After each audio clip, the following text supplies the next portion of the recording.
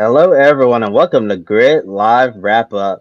The Mexico City E-Prix returned to Autodromo Hermanos Rodriguez after a few years away due to the global pandemic, and the return of Formula E here definitely lived up to the hype. I'm Kobe Lamb from the Podium Finish with Edward Hunter from Formula E Zone and Joshua Burt from Joshua Burt's Motorsport Channel.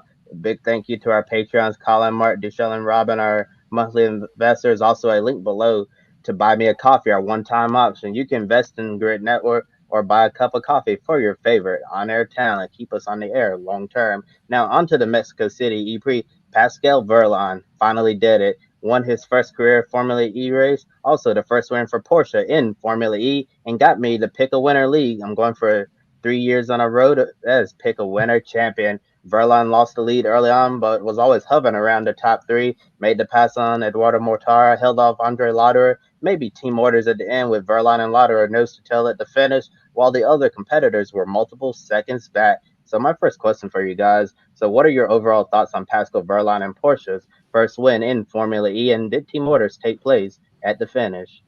Well, I'm sure Ed would agree with me here. Very much long overdue. Pascal Wehrlein getting a win. His previous two victories that got disqualified both came in Mexico as well. One at Puebla and one back in season 5 at the Autodromo Hermanos Rodriguez as well. But finally, number one win on the board as well. Fastest at many points in the race as well. Did have the fast lap at one point, but that got put back down to Nyck de Vries as well inside the top 10. But a great race. I think definitely team orders did play a factor because, as me and Ed were saying during commentary in that race as well, Lotterer looked like he could pass him.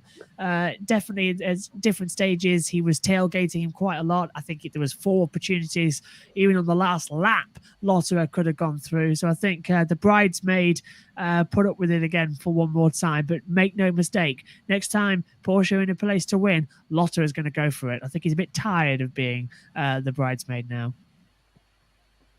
Yeah, I think I would generally agree with what you said there, Josh, especially in regards to Verline. I think well deserved first victory in Formula E and long awaited. He's someone who is really professional. He's not really someone who likes to showboat and make a big deal out of himself. He just sort of gets on with the job, and uh, and he's a lovely guy from everything that I've heard.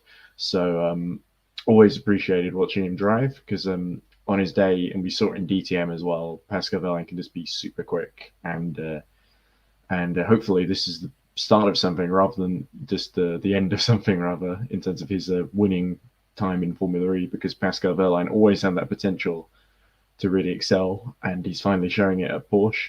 Lotterer almost certainly being held back a bit by the team orders in the final stages, but of course, him Mexico City being the way it is, he was able to sort of slipstream behind Wehrlein and save a little bit of energy. So that's why he was in a slightly stronger position near the end. But like Lotterer said himself afterwards when interviewed, this all sort of it played out the way it did because Lotterer had been really quick up until his duel in qualifying, lost out to Montara, which ended up putting him on the back foot in the race because he was behind Wehrlein. Wehrlein sort of stepped up to the plate and started delivering in the duels in qualifying, and that was really what decided the battle because there was no point in the two fighting each other when they had such a big lead because Robin Franz was holding the pack up behind them.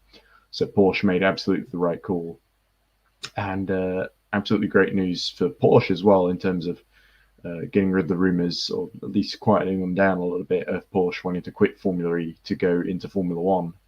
Although they might end up in Formula One anyway, but hopefully that doesn't affect their Formula E campaign because the fact they didn't have a win was a bit of a bugbear, and hopefully it makes the board reaffirm their commitment a bit longer into Gen 3 because at the moment they've only committed for a couple of seasons in Gen 3. Let's hope that this has a good reverberations throughout Porsche and the Volkswagen Audi group. Yeah, it was definitely quite a big day for Porsche. That 1-2 finish, especially for Pascal Wehrlein, as you mentioned. That unfortunate incident that happened in Mexico last time when he got the win and got disqualified and lost it right there. I'm sure he's obviously very excited to keep the win this time. I feel like Wehrlein as a driver, as you said, had a lot of potential to do well in motorsports, and I feel like he should have gotten another opportunity to go to Formula One because I feel like he's really that good of a driver where he can be one of those 20, the top 20 drivers on the Formula One grid. It's unfortunate that happened. The opportunity ran out to race in Formula One, but it seems like he's doing really good for himself right now in Formula E with Porsche and got that big victory. I'm sure that there's going to be a lot more Pascal Wehrlein victories in later on in Formula E. And see, we got a question right there in chat room from Amber asking, was the draft for Slipstream any help in Mexico? Yeah, I believe it was quite helpful on the straight, especially on the front stretch with all the drafting. Would you guys agree? Especially in terms of saving energy, it was really helpful because it meant you could sort of lift and coast, and the slipstream would carry you a bit further, especially the main straight, but also into turn 9. Joshua, you have anything to add to that? Yeah, do you remember when Vern was backing off and saving energy as well, and how quickly Montara just sort of jumped on the back? And I think even Wehrlein early on in the race as well, he was saving energy. We thought he had a problem. Do you remember? I think, was it lap 6? He backed off so much. I think because we remembered what happened to Oliver Turvey in the 3rd season when he was leading from pole, led the first 13 or 12 laps, and then suddenly conked out, slowing at exactly that point. So that's at the we have that sort of association of we see a car suddenly slow on the main strip, you think, there's a problem, and not they're saving energy.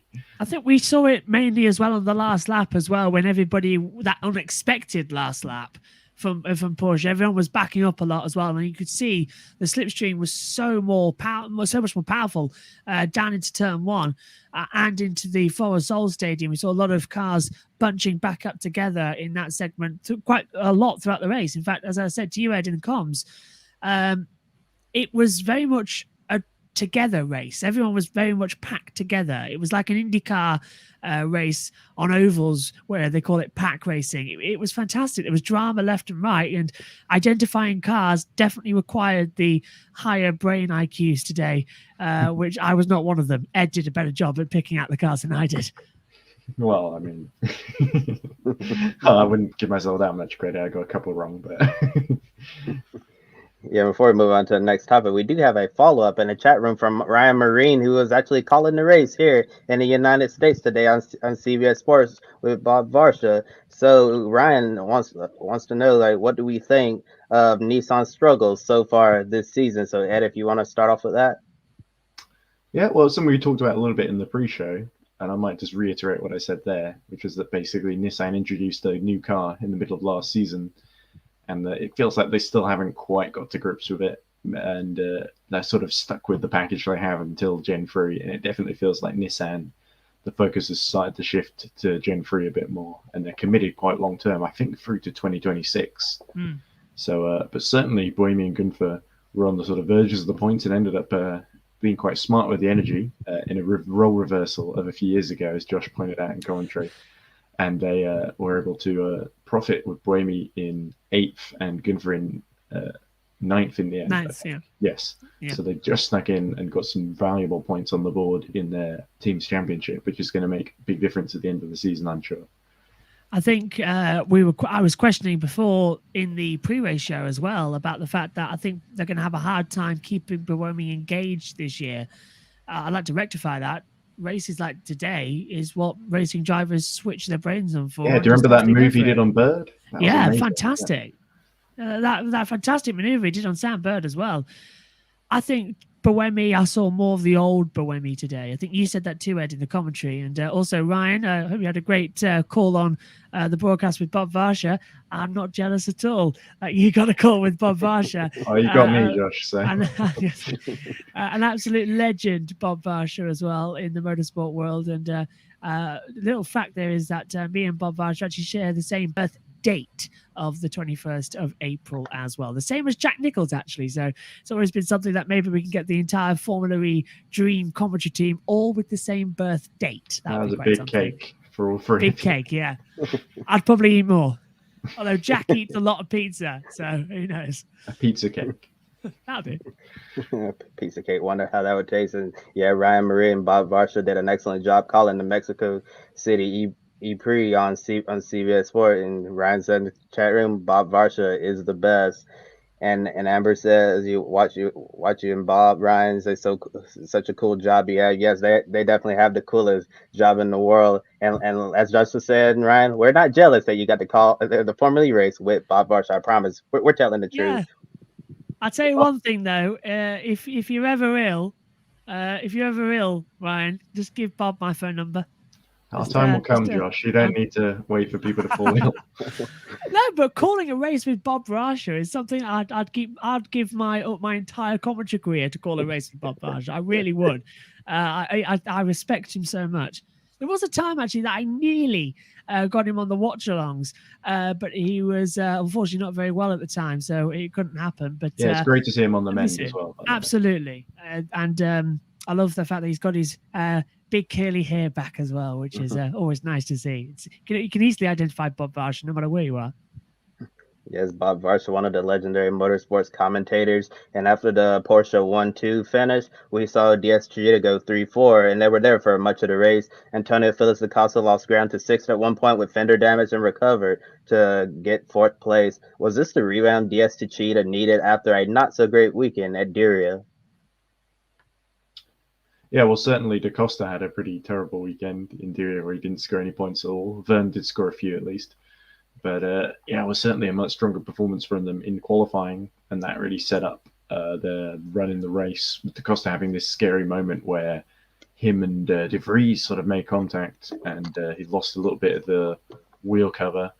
And there was a bit of a scary moment where we were worrying that he might be called in, meatball flag, if the piece didn't fall off. But thankfully, it did fall off on its own, and not in any kind of, it was sort of out of harm's way, and so it didn't cause any kind of destruction. But yeah, I certainly thought it was a stronger performance from DS Techeetah, and Jean-Eric Verne especially really setting up a good little championship challenge. Although I think he's the closest to the top six, which are all Porsche, Mercedes, and Venturi drivers. I think he's in seventh overall in the points. Yeah, absolutely. I think DS Techeetah was, again, one of the strong teams, third and fourth in the race today as well. Porsche were 1-2, DS Techeetah 3-4. Nice little roundabout performance there from everybody. As we said, Ed, in the team meeting we were in, which is the commentary box, in the post-race show, is the words I was looking for, was it's been amazing this season about how much it's been a team game. We saw it race 1, Van Dorn and De Vries, with De Vries going on to win. Race 2, De Grassi helping Montara. Race 3, Lotterer helping Wehrlein. But it's also the same further down as well, because we've also seen it for third and fourth, with the fact that we've got now the two DS Cheetahs working together. And I think I'm right in saying, Ed, I think you might agree with me, Ed, they're the only two driver teams that are exactly the same on pace time. We saw this in qualifying, 0.011 was all that was between them. So they've got two incredibly fast drivers. They're both world champions in Formula E as well. There's such a strong lineup, and if they can get that car underneath them after a bad start in Diriyah, great race here today, I think they could be really challenging in Rome. I really do. And I think the circuit that's going to favor them most coming up would actually be Berlin, which is slightly in the middle of the season now, isn't it? Rounds 7 and 8, which is a great one. Kirby, do you want to read the question?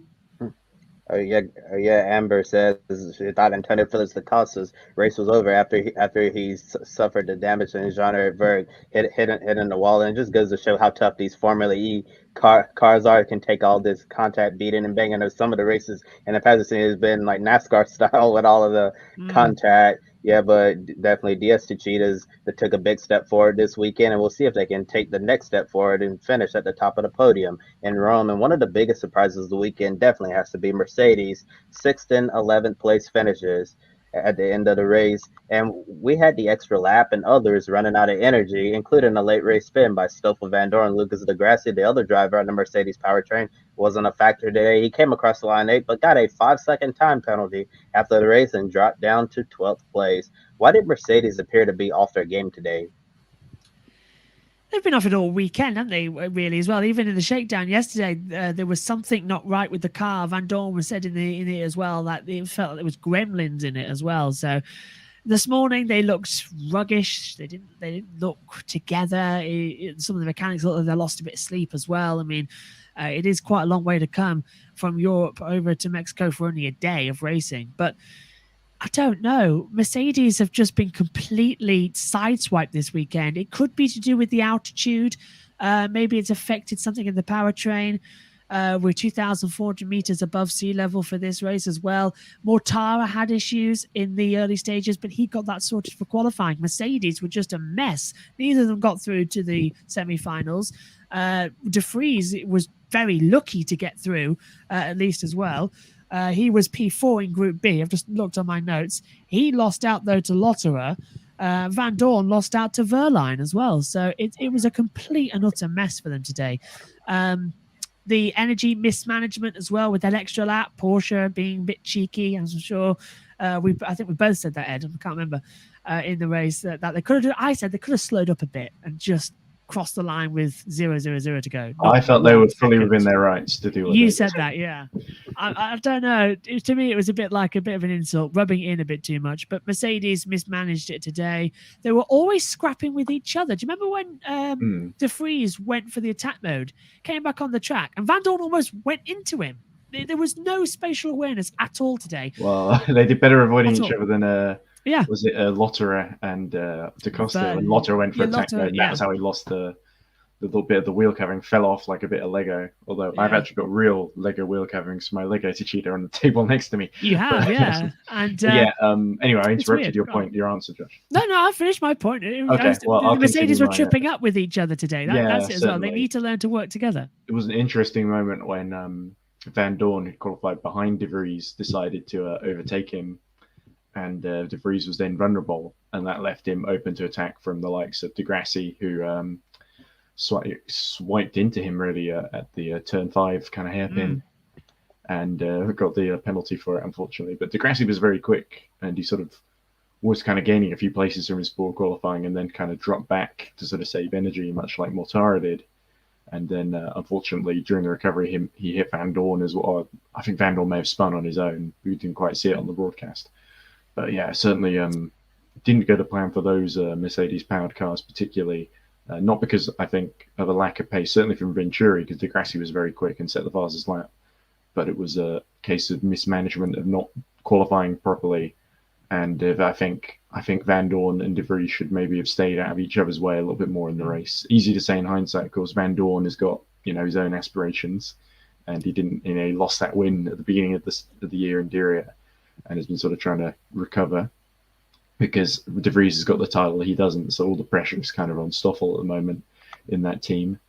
But yeah, certainly he would have hoped for a better finish than that, and spinning in the end capped off a pretty difficult day for Stoffel Van Dorn.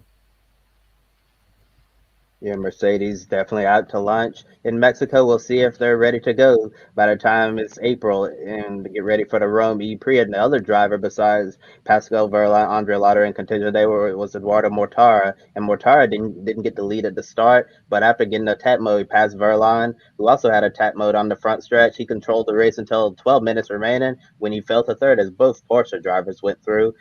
He then had a huge battle with Robin Franz where both drivers fought fiercely for third, allowing Porsche to pull a gap to them. With the mayhem of a long line of drivers duking it out, he came home in 5th place, leading the points after Mexico by 5 over Nyck de Vries, headed into Rome in April. Does Eduardo Montara leave with a sense of disappointment, no podium, or relieved that he's still the points leader early on in the season?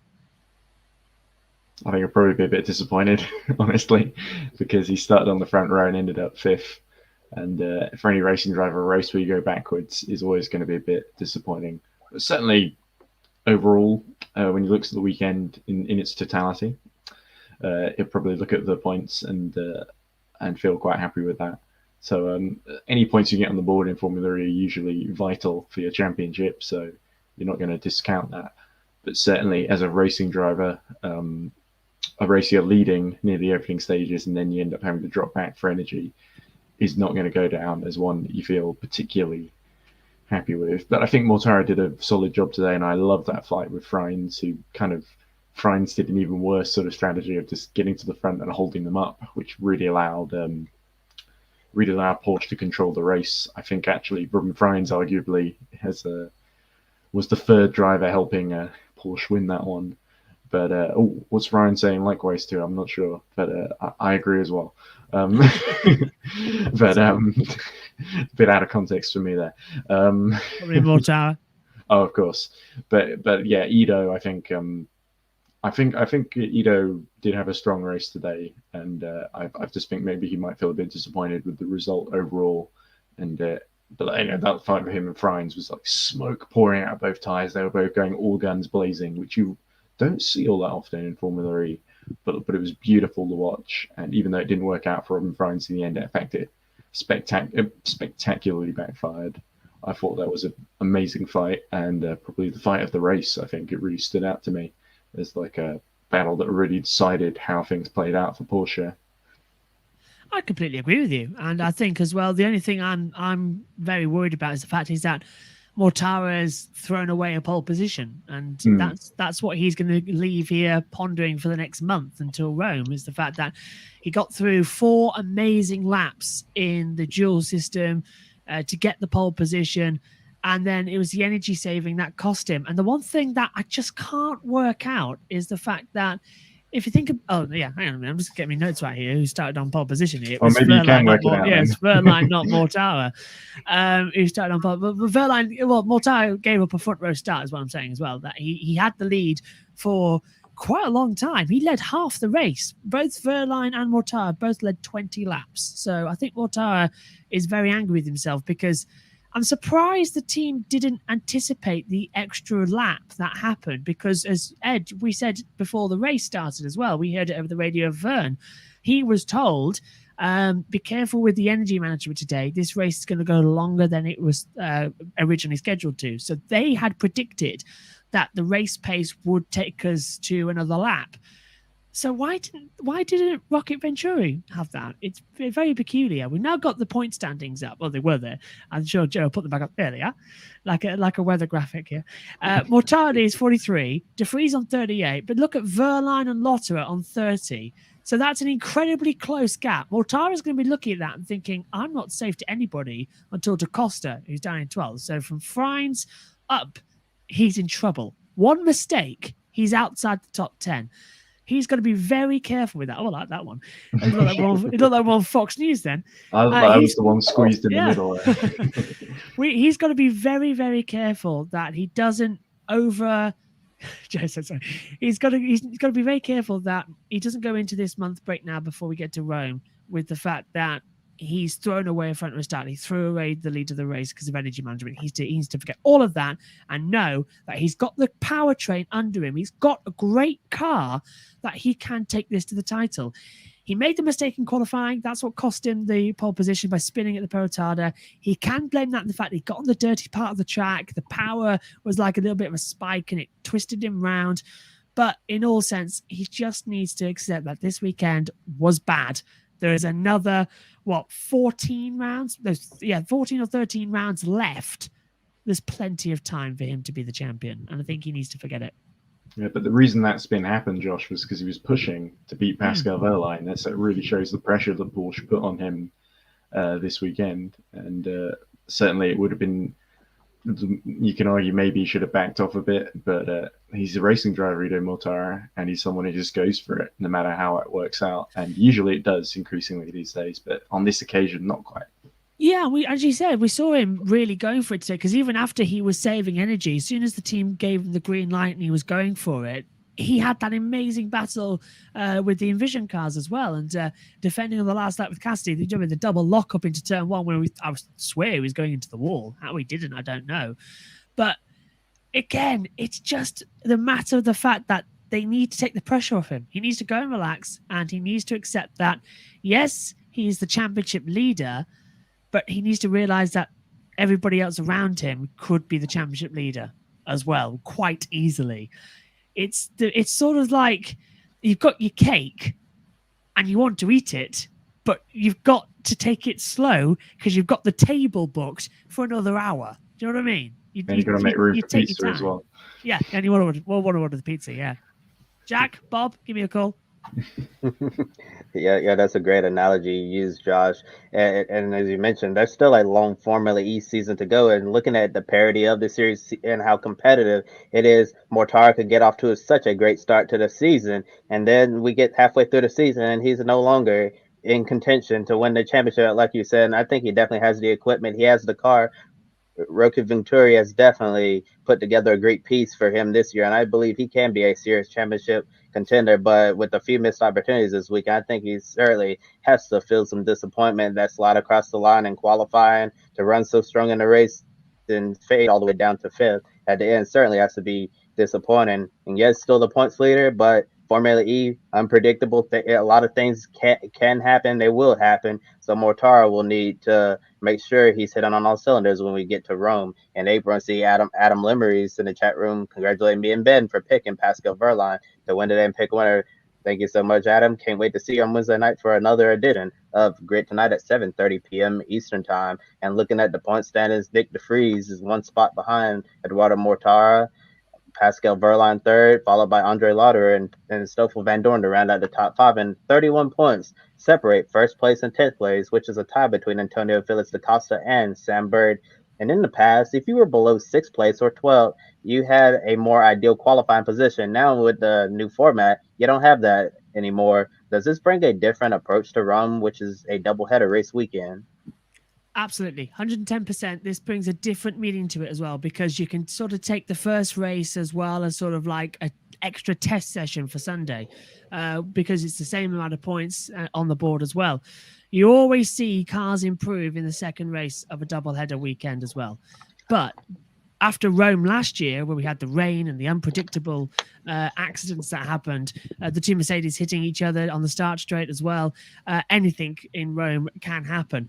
As we keep saying, Formula E is unpredictable. But for qualifying, Rome is the longest track of the year. I think I'm correct in saying that, guys. I think it's with it being extended, it's now the longest. So that's really going to affect the group stages where you only get 12 minutes to go out and do the qualifying. So we don't want a situation where they all head out at exactly the same time, back each other up, and then nobody gets a clean lap in, because that just is going to make a mockery of this new format. They need to really understand that they've got to go out, run their own thing. It's a tight, twisty circuit, so you don't need a slipstream or anything like that. You can just go on it. It's a proper street course. It's the first proper one we're going to visit this year, because Diriyah, yes, it's a street course, but it's really built for Formula E. Mexico is a purpose-built racetrack. Modified to look like a street course. Rome is the first chance they get to hit the streets this season. So this is, I think, going to be really key for this new qualifying format. If it works here, it'll work anywhere.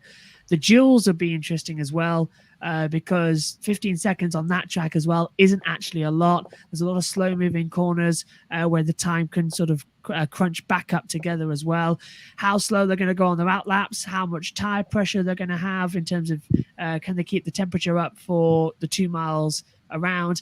There's loads of questions for it. But ideally for Rome, I would want to be qualifying probably 11th on the grid, because then you right back in the middle. You avoid the drama at turn one, which usually always happens, and you can do your own race, time your attack modes well, and maybe if the fans like you, you'll get an extra boost as well. Ed, you up? Yeah, I was just looking up how long the Rome E-Prix track was after that. Oh, sorry. And I'm pretty sure it's the longest. It's 3.380 kilometers. I think it's one of the longest, certainly. Is it the longest? I'm not sure about the newer circuits on the calendar, so Berlin, Jakarta. They're still building it, so I don't know. London was quite long, wasn't it? Don't think it was 3.8 kilometers. No. I think it was 3.1. Monaco on the full is Monaco on the full circuit the longest now? Yeah. Oh, I might be actually, yeah. Yeah, because I forgot about Monaco, that they've gone on the full circuit. Okay, so it's one of the longest. But as I said, it's a proper street circuit, what Formula E is born for. I'll stay with that point. Yeah, I sort of disagree with pretty much everything you said there, Josh, in terms of qualifying 11th would be great. I don't feel like there's that much first corner chaos in Rome unless you're Nick Cassidy last year, and you spin at the first corner, but he's probably not going to do that again, or at least not intentionally anyway. He didn't do it intentionally first time either. But where are you going with that one? I don't know. I think probably you want to be on pole or in the front row at least, or ideally maybe depending on how. If it's somewhere like Mexico, you probably want to start on the second or third row, so you can sort of tow the people in front at least for the first few laps and then push your way forward. But as it happens, Pascal Wehrlein was able to lose track position and then regain it as the race went on, with the help of Lotterer behind to effectively act as rear gunner to keep the likes of Da Costa and Verne and such at bay. So I think certainly as the season goes on, you're pretty much going to want to. I don't think anyone plan to be in a sort of a worse qualifying, because the only difference is whether you're in the even or odd number place in the championship, whether you're in Group A or Group B, the way the format sort of starts out. And then it's basically up to you to make it into the duels relative to everyone else in your group. So I think basically it's going to be, you're not going to see any kind of game playing or people drawing back in a group and saying, well, at least I'm on the clean group now that gets the better track. It's going to be, well, I got to go for it all the time. And that's pretty much the way I think people wanted it, which is part of the reason why the rules were changed. So yeah, Nyck de Vries is probably just in the same boat as everyone else, thinking, well, that weekend wasn't great. I got to move on, focus on Rome, and focus on winning it. And of course, Rome last year didn't go quite so well in the first race for Mercedes, with them crashing into each other when they came across the grassy at exactly the wrong time. And then, of course, Van Dorn won in the second race, so actually wasn't all bad. But certainly Stoffel Van Dorn will want to get his season back underway with a first win of the season. So we'll be hoping to repeat his success from Rome this time out. And, of course, it's another doubleheader, so we'll see 2 exciting races, but we'll have to wait a month to get there. And actually, just to quickly throw in, they've changed the track, of course. Last year, it was modified, but it was a safety car start. So we've never actually seen what a standing start looks like on the new Rome circuit, because it was on the old layout. And last year, the rain was so bad that they had to start it behind the safety car. So a standing start into what is, I think, a very tight turn one, that could be even more fascinating. Bring it on. Yeah, it's definitely gonna be interesting to see how that unfolds. And earlier in the show, we were talking about some of the biggest disappointments we saw during the weekend, like Mercedes not even being in contention, and we also talked a little bit about Nissan getting off to their slow start, but they got on the board today with 8th and 9th place finish. A solid day for Max Gunther and Sebastian Buemi. But another disappointment people have been talking about is Jaguar. No points with Mitch Evans running out of energy after Porsche made the race an extra lap longer. Sam Bird, who always seems to be in contention in these Formula E races, no points today either. Overall, just not good at all for Jaguar. So what does Jaguar need to do before we get to Rome in order to improve their form? Hire some better maths guys, I would assume. But to be fair, it was sort of a situation where they had to react to what Porsche were doing. So and I remember Mitch Evans being in a similar position and deciding to slow down at Rome in 2019, if I remember correctly, when he took his first win in Formula E. Yep. From Lotterer, funny enough, who we've talked about extensively already in this show. Yeah, so I remember him slowing down and trying to avoid there being an extra lap. So probably he will feel a little bit hard done by what happened there, because I think not that Evans was having a particularly great race up to that point, and he was far from the only one to be caught out. I think Oliver Rowland had a similarly difficult time. Sam Bird as well. The main thing that really caught out Jaguar was, again, just bad qualifying. Evans did okay to qualify 11th, but couldn't really make as much progress. He actually lost places on the opening lap, and him and Sam Bird were sort of fighting back from 14th and 15th on the first lap to get up to sort of just outside the points, or the lower ends of the points. And Sam Bird actually got beaten by Oliver Turvey today, I believe, who actually had a really good race considering the car he's in.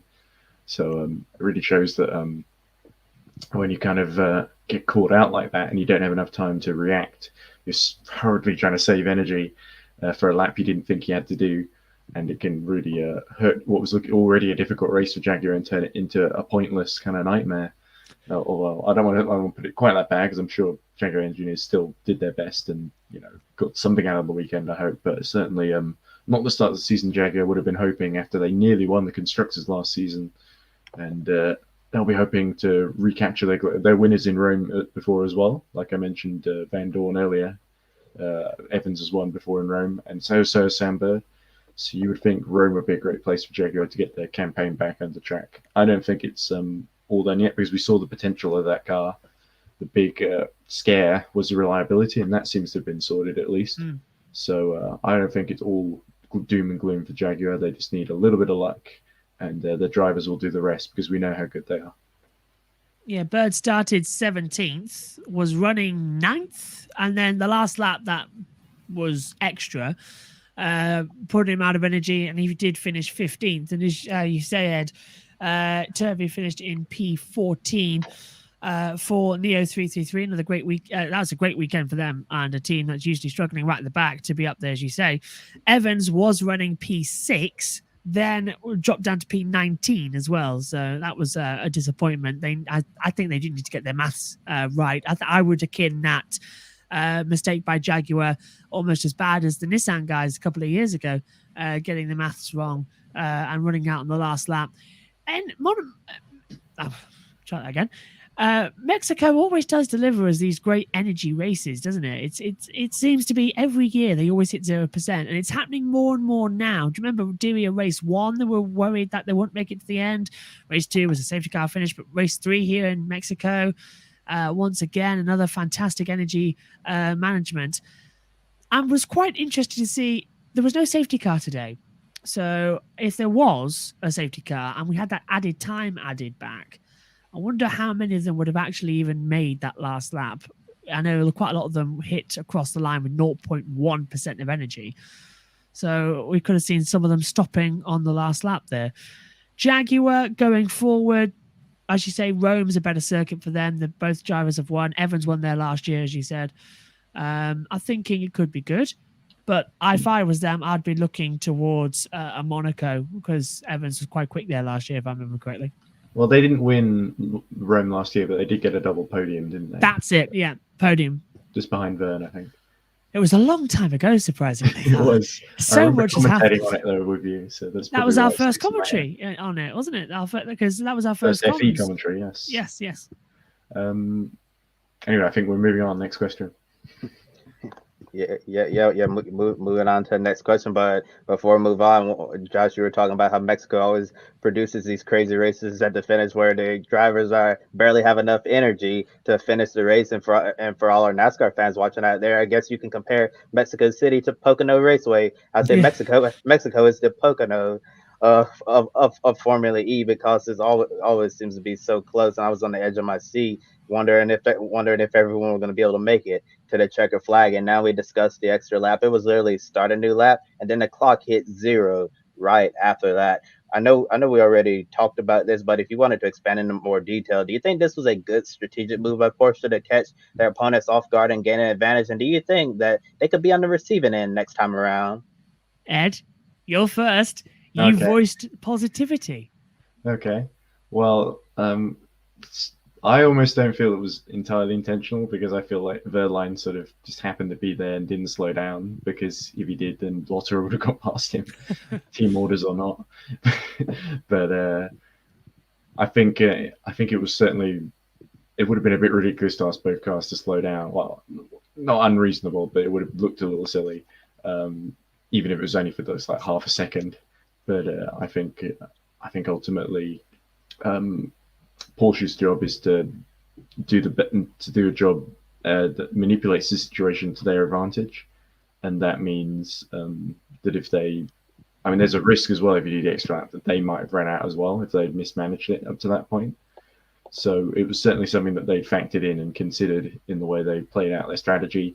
And like I said, it was massively helped by the fact that Freins had held up, so there was a big gap to of at least like 7 seconds or something like that to Freins, Montara, and Verne, who eventually finished third. So from my point of view, it was a marginal thing, that it was so close that almost didn't feel intentional. But I feel like ultimately, because they planned the energy, it must have been to some degree an intentional decision on the strategy side, even if the drivers sort of were like, oh, we do another lap or not? Okay, then. But I certainly feel like it's a Porsche within their rights to do that, and it's everyone else's job to anticipate and prepare, rather than if they take the risk, then they have to accept that they might run out. And Adam asks, can Porsche win the Manufacturers' Championship this year? Well, they can certainly win the teams. There isn't really a Manufacturers' Championship in Formula E, but if they can keep scoring really strongly, then there's every chance that Porsche can take it home. And that'd be 2 German manufacturers in a row. After Audi have won it, of course, in season 4, but Mercedes won it last season. And you certainly wouldn't rule Porsche out at this early stage, but they've just got to beat the reigning champions Mercedes and the likes of Diaz Techeetah and Venturi. So it's not going to be easy for them, absolutely. My opinion of that is they were showboating. 1 second across the line, they risked a lot there to put another lap on the board.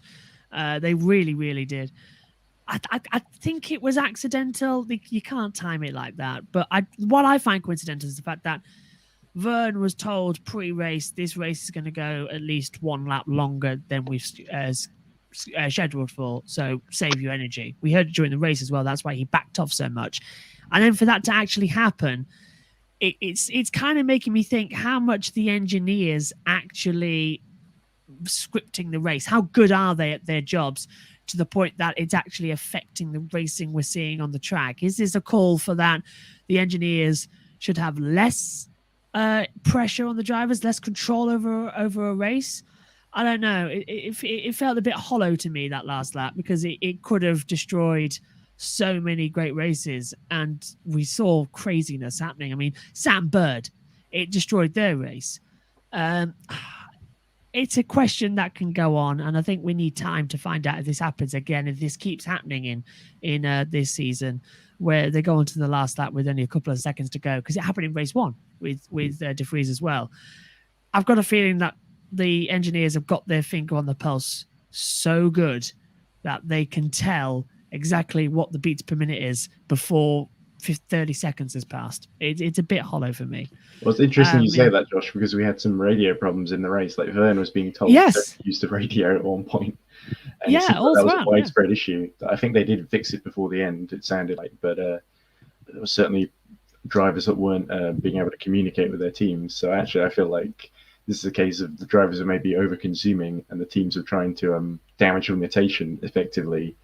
And then by the end, for some of them, like Jaguar, for instance, and also for Envision, especially Nick Cassidy, fell way down the field. It was basically too late to help, especially because Cassidy was using that attack mode near the end, which chewed for his energy, and he probably left it a little bit too late to use that one, whereas Porsche were very clever. They got theirs, the first ones especially, out of the way right early on, and then they just shadowed what Montara and Vern around them were doing.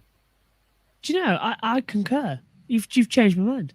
I love having these discussions because you bring up facts. Yes, yes, I agree with you completely.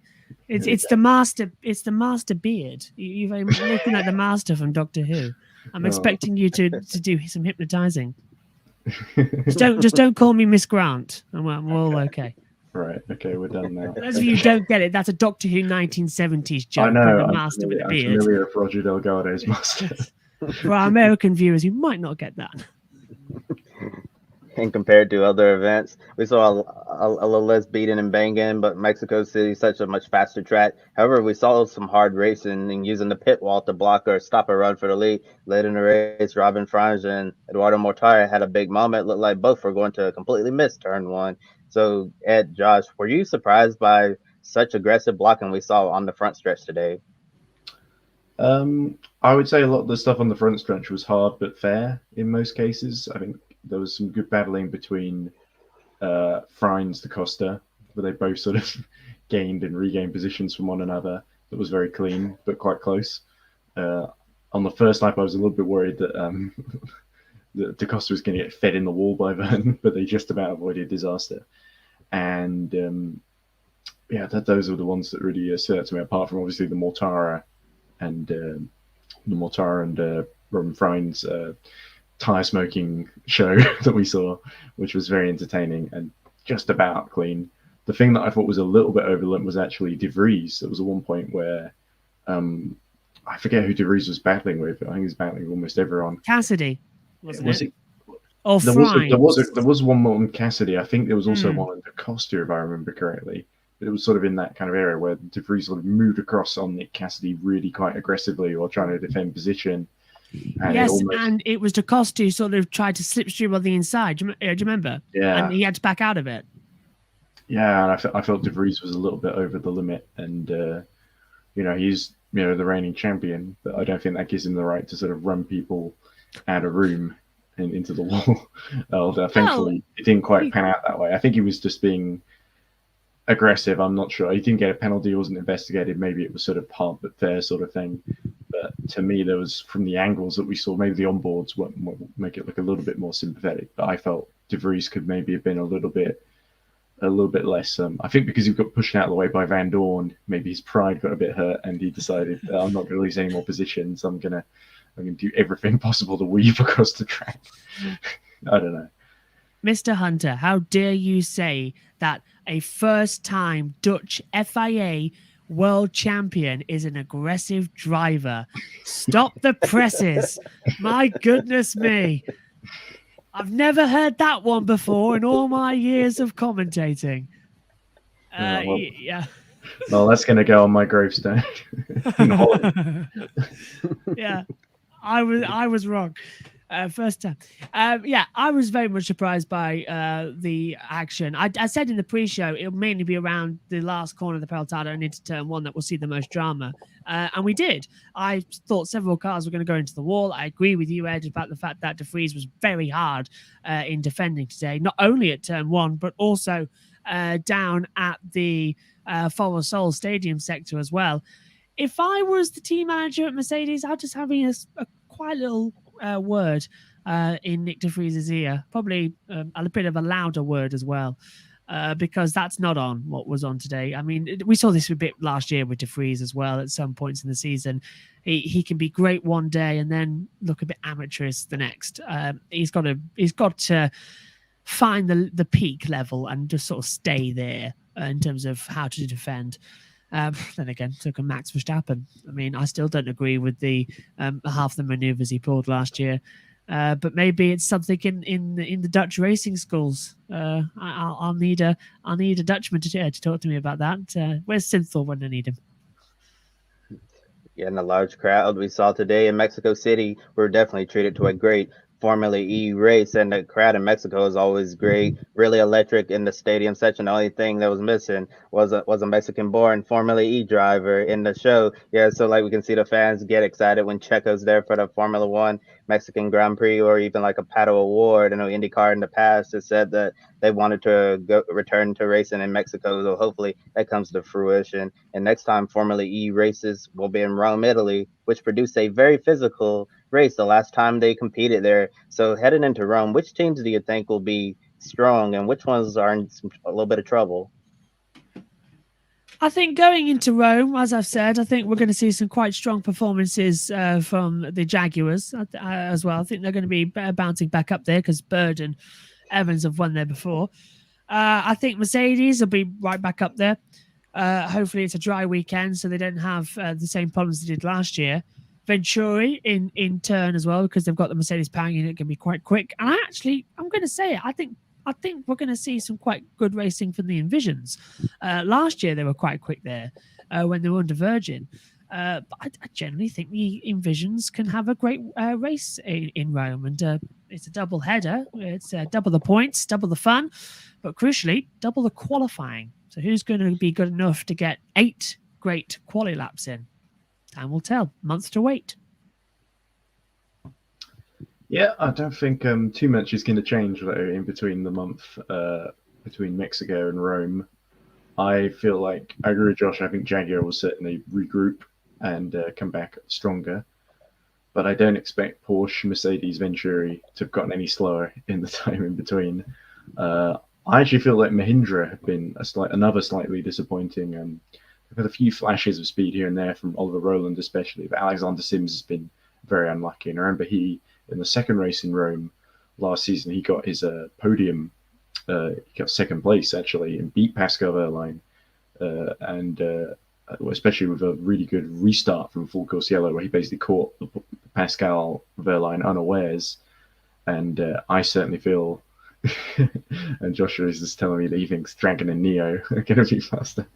Uh, well, I wouldn't rule them out, but I certainly think it's going to be a bit uphill for them. But I certainly think Alexander Sims, someone who's a lovely guy, has had a lot of bad luck, and we saw him smoking by the side of his car, like in a bit of a, I forget exactly what happened, but it was in a crumpled kind of wreck in the middle of the Forest Hill Stadium at the beginning of the race. So it just shows that Alexander Sims just had horrible, I think ever since that podium in Rome last year, he's had generally quite abysmal luck. I think he lost the Mexican standoff. That could be the case, yes. But I feel like Alexander Sims is probably due a little bit of good luck. I think he tends to go pretty a little bit better in Rome. And I think Mahindra also need to get their season underway. And also Oliver Rowland was very quick in qualifying in Rome last season for Nissan. Very nearly got pole, but just tagged the wall and lost out to, I believe it was Van Dorn. Yeah, I think it was Van Dorn got pole in race 2. I think Cassidy got pole in race 2. I think Van Dorn got it in race 1. But then Van Dorn ended up winning race 2. They swapped him around, yeah, because I remember talking about that, yeah. Yeah, exactly. It's why I say the Envisions are going to be good. Yeah, it's very complicated. That's why I say the Envisions are going to be good. Definitely be one to watch. Nick Cassidy was very quick around the streets of Rome in both races, really, and just had a bit of bad luck, which really ruined his chance of winning the second race. But he's a wiser head on slightly older shoulders this time around, and we can't count him out, or Robin Frynes either, who was exceptionally good in the rough and tumble of wheel-to-wheel racing, which tends to be the case in Rome, with the sort of tight corners and the sort of high-speed entry.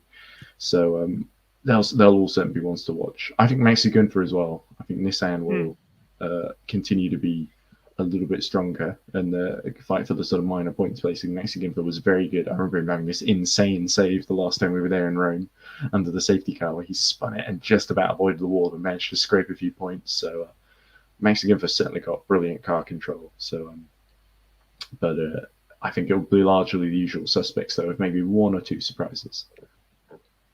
Yeah, we have just under 2 months to go until the Rome E-Prix Doubleheader race weekend, April 9th and 10th, and also less than 2 months away, the first week of the grid ranking. And here's the grid rating for the ABB Formula E World Championship, very similar to the point standings. Some key differences: Jake Dennis tied for 4th with Andre Lauderer. Stoffel Vandoorne is 8th compared to 5th in the official Formula E point standings, and Lucas Di Grassi one position ahead.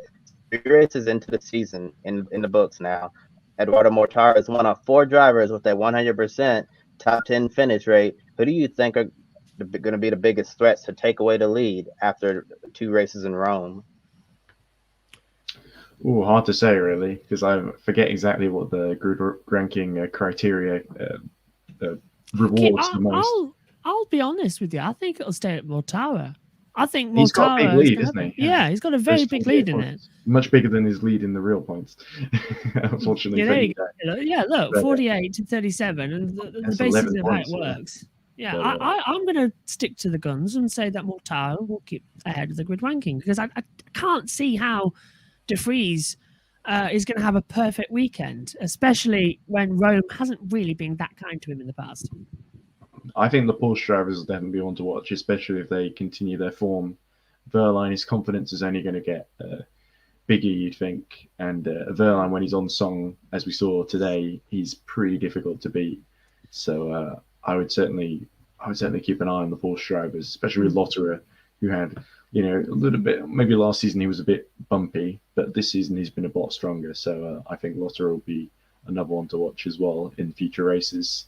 So yeah, I don't think Ito's going to quite have things his own way. We can see some pretty big swings. I remember a couple of years ago, Di Grassi winning the grid ranking despite being in, it was like season 6 when the Audi was not a very strong car, and he was able to outperform a lot of his contemporaries in better equipment, I would say.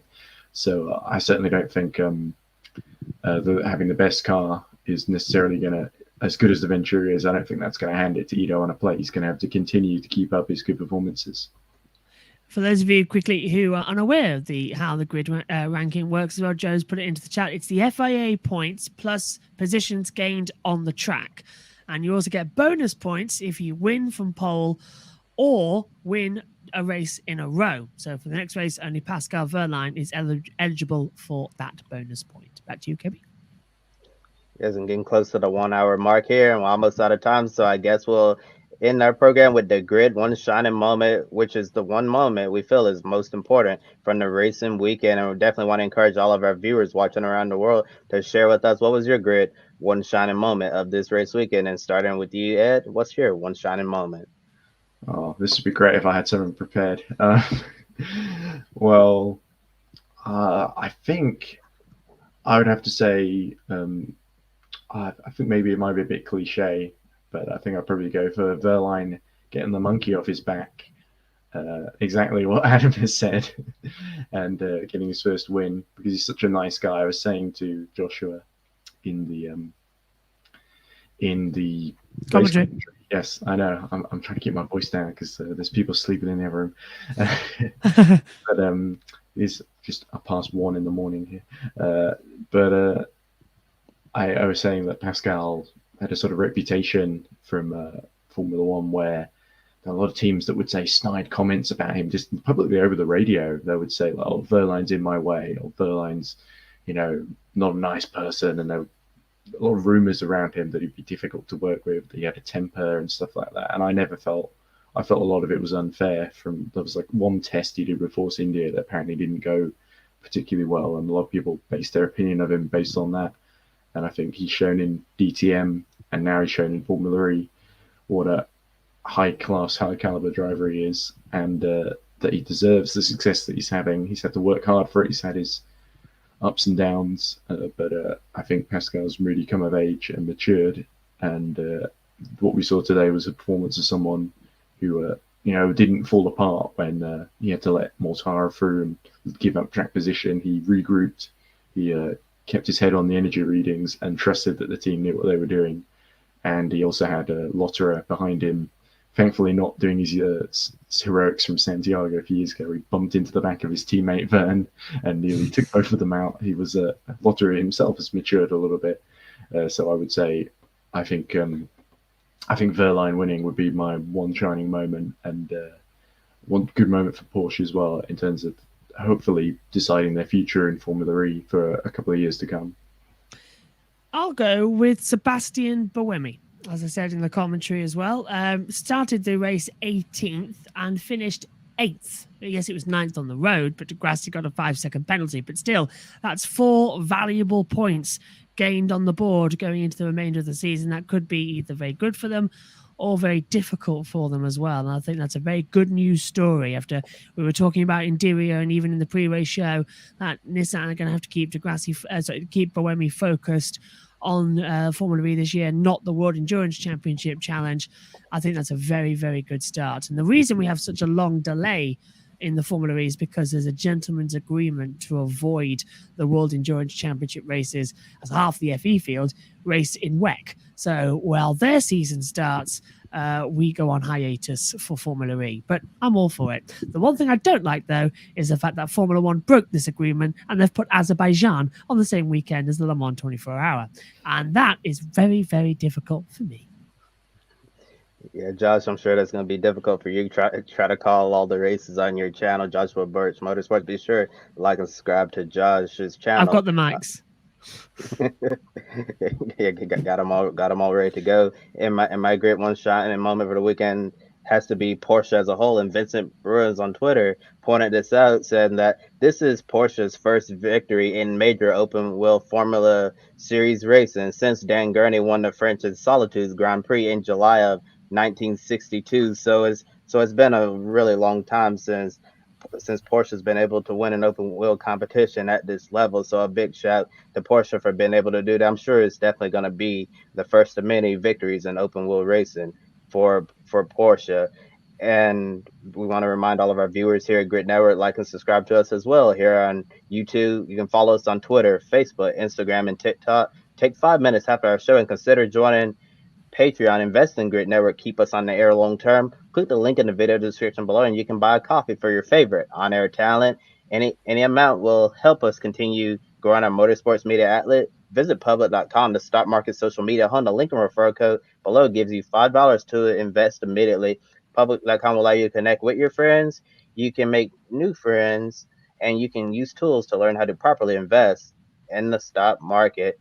We don't have any broadcast scheduled for Sunday, but we want to wish all of you a fun Super Bowl Sunday with the Cincinnati Bengals and the Los Angeles Rams fighting for the Lombardi Trophy. Monday, be sure to tune in for the debut of Grid Live Encore. The show that will be co-hosted all season long by Ben Snyder and Brandon Crossan. Can't get enough of Grid Live? How about an encore? For Edward Hunter from Formula E Zone and Joshua Birch from Joshua Birch Motorsport, I'm Kobe Lambert from the Podium Finish. Enjoy the Super Bowl and have a wonderful week. Don't be an anonymous investor. Join the stock market social media platform Public.com. Invest any amount of money and share with friends and new friends. Discover new opportunities such as new companies and potential business partners, and useful tools for beginners, and share your experience with friends on Public.com. Link in the video description gets you $5 for being a Grid Network viewer. Use the referral code GRIDnet for your free $5 to invest and start investing and networking on Public.com.